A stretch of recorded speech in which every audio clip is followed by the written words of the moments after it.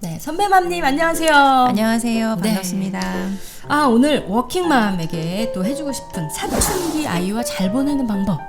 네, 오늘 이야기 한번 나눠보려고 합니다. 주로 이제 사춘기 하면 문 쾅 닫고 들어가는 거.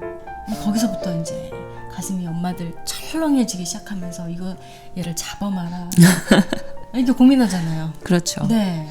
요즘은 5학년, 6학년, 그거보다 더 어린 나이부터 사춘기가 왔다고 이야기 많이 한다고 하고, 네.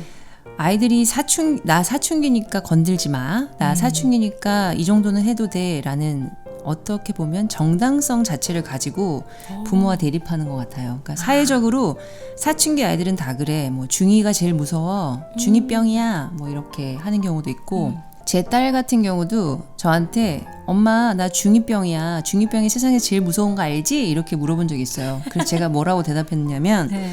나는 44병이야. 이렇게 말한 적이 있거든요. 너 중2병보다 44병이 더 커. 이렇게 말해서 웃으면서 넘어간 적이 있었거든요. 그러니까 아이들 스스로도 중2면 약간 거칠어도 되고 나 중2병 걸렸으니까 어느 정도 내가 요렇게 일탈을 해도 받아들여야 되고 이런 사회적인 통념 자체가 생겨버린 것 같아요. 그래서 누구나 중2가 되면은 어느 정도 일탈을 해도 된다라는 정당성을 우리가 스스로 애들한테 부여한 건 아닌지 이런 생각이 좀 들더라고요. 아니 멀쩡하다가도 이제 친구들 사이에 있으면 나도 좀 저렇게 반항 한번 해볼까?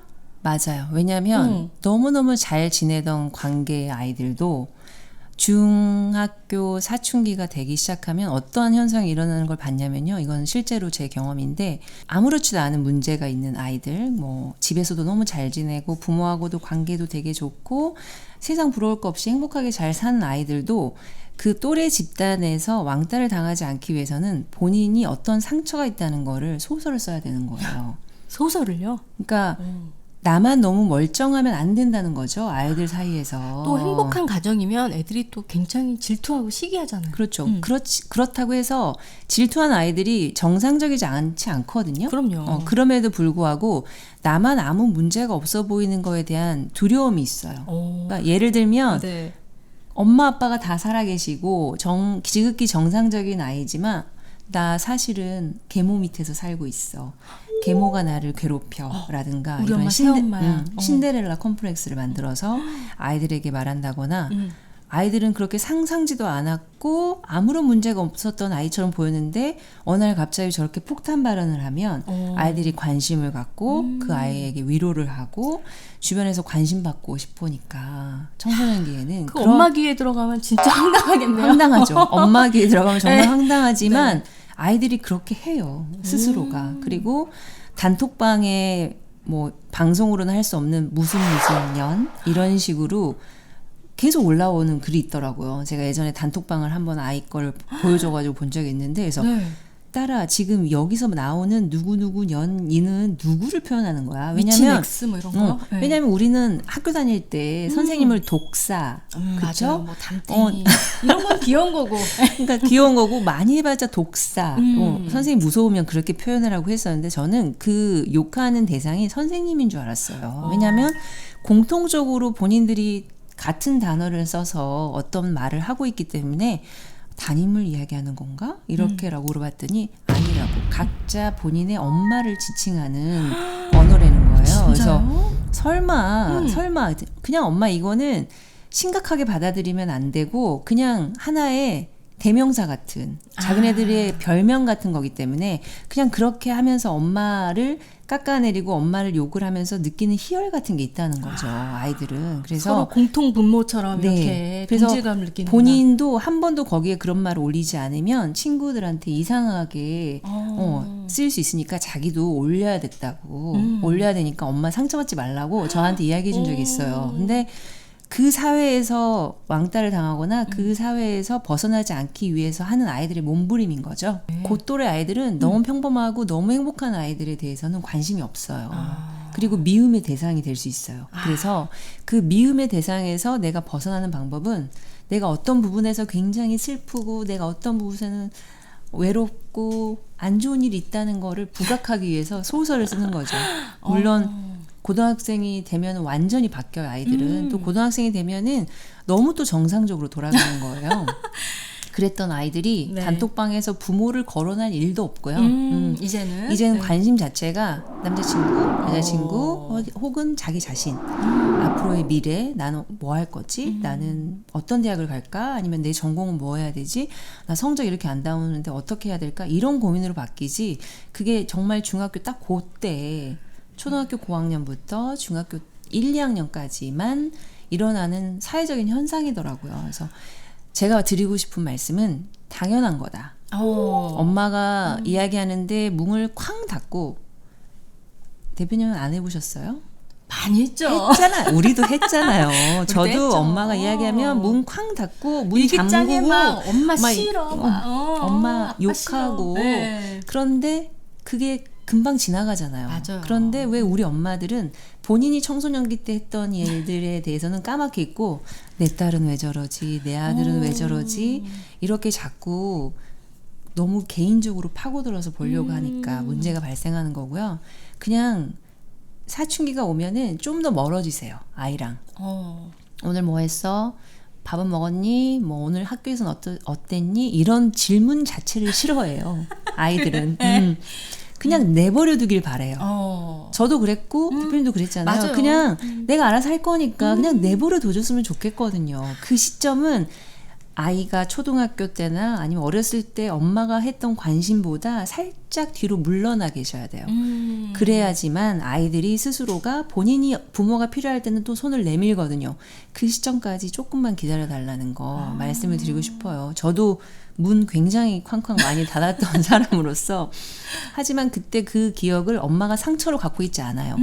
그런데 지금 우리들이 엄마가 됐을 때는 내 딸이 내가 이야기하는데 무시하고 문을 쾅 닫고 들어갔다고 그걸 또 고민하고 계시더라고요. 근데 그럴 필요 전혀 없다. 100%를 봤을 때 거의 60%, 70%는 정상적인 궤도로 사춘기를 지나가고요. 그중에 정말 극소수의 친구들만 가출을 한다던가 아니면 뭐 술, 담배 이런 거에 손을 댄다거나 그런 경우가 있긴 한데, 또 그것도 자연 친화적으로 돌아오더라고요. 그래서 맞아요. 내 아이가 극단적인 몇 프로 안에 들어가는지 안 들어가는지만 좀 유심히 보시고, 그 영역에서 벗어나지 않는다면 좀 지켜봐 달라. 아이들이 스스로 돌아오거든요. 그래서 조금 관여를 하지 마시고, 그때는 밥 먹었냐는 소리도 듣기 싫은 거예요. 밥은 먹었니?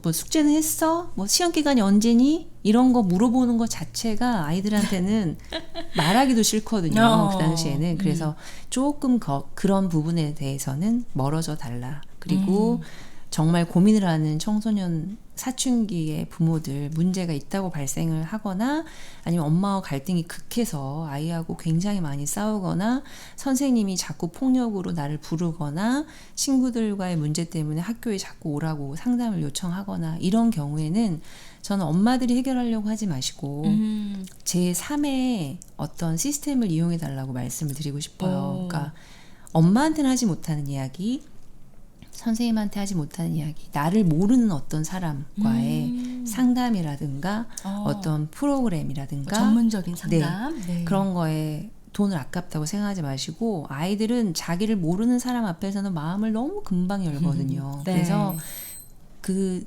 사람들과 상담을 통해서 해결할 수 있게끔, 그러니까 치료의 목적이 아니더라도 아이들에게 그렇게 상담을 해주는 경우가 좋다. 저 같은 경우도 저랑 개인적으로 아이가 전혀 문제가 없었지만 고등학교 때 저는 심리 상담을 받게 했거든요. 상담 선생님을 만나서 본인이 하고 싶었던 이야기, 아이들이 아무리 솔직해도 부모랑 할 수 없는 이야기가 있거든요. 네. 그러니까 부모랑 하지 못하는 그런 고민들을 그 선생님 만나서 1시간 내내 울고 왔어도 마음이 편하다는 거예요. 자기 진로에 대한 걱정, 앞으로 꿈에 대한 이야기, 여러 가지 것들, 엄마와 갈등, 나는 전혀 갈등이 없다고 생각하는데 자식이 생각하는 갈등은 분명히 있을 수 그렇죠. 있거든요. 네. 그러니까 표현하지 못하는 것들에 대해서 상담을 통해서 좀 분출할 수 있는 그런 방법들을 생각해 보시는 것도 좋을 것 같습니다. 그러니까 원래 사춘기는 그렇게 엇나가는 시기다. 그럼요. 네. 어떻게 얘를 잡을까요가 중요한 게 아니라 그 친구들이 엇나갔다가 돌아왔을 때 있어주는 엄마가 돼주는 게 더 중요할 것 그러니까 아무렇지 같아요. 않게끔. 그러니까 예전에 멘탈을 그냥 꽉 잡고 있어야겠네요. 그럼요. 예, 예. 그러니까 내 아이가 변한 게 아니고요. 그냥 그 시기에 잠깐 외출 나갔다가 네. 다시 돌아옵니다. 그래서 조금 너무 안달복달 하지 마시고 여유를 갖고 네. 어떤 아이는 좀 일찍 올 수도 있고 어떤 아이는 좀 더 방황하다가 늦게 돌아올 수 있으니까 네. 엄마가 바운더리를 정하시고 내가 여기까지는 용인할 수 있어. 하지만 이 이상은 안 돼라는 어떤 한계점 같은 게 있을 거 아니에요. 네. 가출은 안 돼라든가 뭐 어떤 부분은 안 돼. 그런 부분이 넘어가는 시점이 생긴다 싶으시면 제3의 도움을 받아서 다시 돌아올 수 있게끔 피드백을 해주시되 그 전까지는 조금만 더 여유를 갖고 네. 지켜봐 달라는 말씀을 드리고 싶습니다. 누구나 또 흔들릴 수 있고 엇나갈 수 그럼요. 있습니다. 우리 서로 지켜봐주고 서로의 곁에서 신뢰를 주는 그런 관계가 됐으면 좋겠네요. 참 엄마라는 위치가 늘 이렇게 어렵기 때문에 우리 엄마들이 늘 많이 또 이야기하고 또 이렇게 선배 마음을 모셔서 오늘도 허심탄회하게 이야기를 나눠봤습니다. 네. 선배 마음은 어떤 분이시길래 이렇게 육아 이야기를 해줄까 궁금해하시는 분들 많을 텐데요. 지금 승무원 네. 일을 하고 계시죠? 네. 승무원 사이에서 육아 멘토로 굉장히 활약을 하고 계시는 분입니다. 아닙니다. 다음 주에 또 승무원 엄마가 말하는 비행 항공 서비스 꿀팁. 네, 비행기 탈 때 꼭 주의해야 될 점, 알아두면 좋은 점에 대해서 다 풀어놓으신다고 합니다. 네, 다음 알겠습니다. 시간 기대해 주세요.